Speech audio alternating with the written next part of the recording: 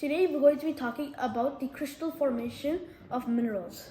Before we get into the video, we first must have a brief summary on what we discussed before. Minerals are found inside rocks, and rocks are found inside the Earth's crust. When we take a rock, we can't just say we have so-and-so minerals. We have to extract the minerals outside of the rock, making it a mineral. Now, reason why we cannot accept rocks as a mineral is because in the previous video we said that a mineral must have a specific atomic composition. However, because rocks contains multiple minerals, it will have way more than one atomic composition, making it not a mineral. The Earth's crust has about 118 atomic elements. This is according to the periodic table. Now, scientists have found almost 2,000 minerals, which means that all of these 118 atomic elements has bonded differently to create these minerals. For example, let's take quartz. Quartz has silicon and oxygen. They are called silicon oxide. Basically, in the atomic composition, there is one silicon element with two oxygen elements. When these two bond together, they create a molecule. When multiple of these molecules come together, they create the gemstone we know as quartz. The structure of crystals form in a three-dimensional or 3D form. This form is known as the crystalline structure. Crystalline structures can be in a hexagonal shape, rectangular prism, cube. This is just another rectangular prism. So this structure is called the crystalline structure, and these structures contain of length, width, height, face, and edges. Let's take some other examples. One is sugar. Look at the sugar.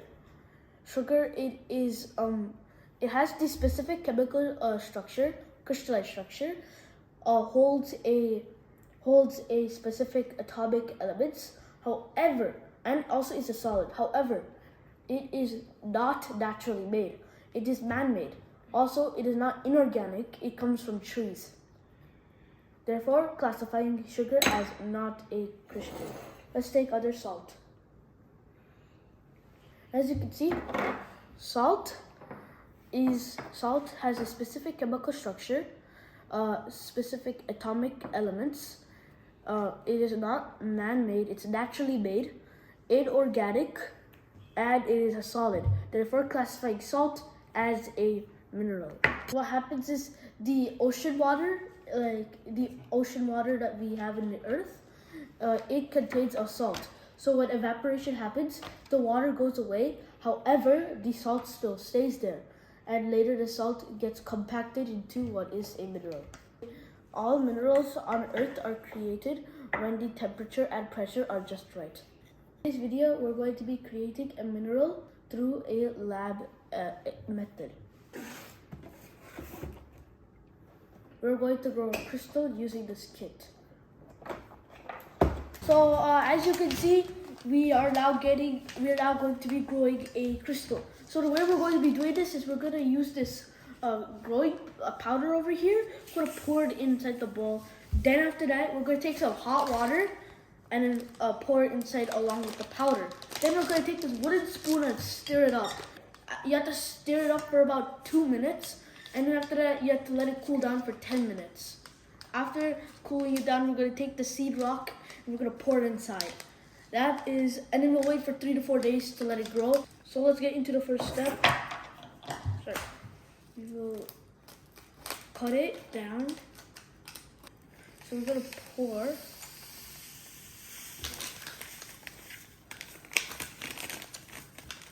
After pouring it, we're going to take the hot water. We're using this so that the hot smoke won't get into our eyes. We have the hot water here. We're going to pour it, okay? So 3, 2, 1.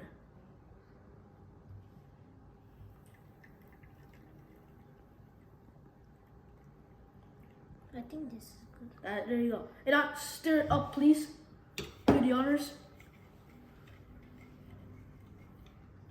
We're going to be stirring it up for 2 minutes. If you're wondering, we're following this instruction manual so we can grow the crystal. We poured 200 ml water, if you were wondering. So it's almost been 2 minutes. We're gonna stop. We're gonna let it cool down after this for 10 minutes. Then we'll put the seed drop in. This is right now day 1, and as you can see, it already started forming crystals. We put the seed rock yesterday, and then it's been 1 day, and look at the crystal how it formed. And we don't know, and we don't know what color it will be. It's day 4 right now.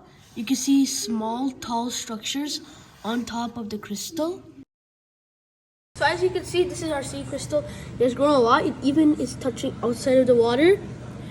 Some of the water didn't evaporate, and if you look at the surface of the water, you see that there's lots of spikes and everything. So we're gonna draw the water out, and we'll pull the sea crystal outside. As you can see, we threw the water. There's a lot of crystal structures around of the sea crystal, and the sea crystal itself has a lot of structures, making it look beautiful. With the spoon, we're going to be pulling the sea crystal out. As you can see, this is the sea crystal that is finally broken. If you look at it. Let's feel the structure of the crystal. So the crystal is very wet because we just took it out the water, and it's also very hard. So this is, in the closer view, this is how the crystal will look. Crystals can come in any size, color, and shape.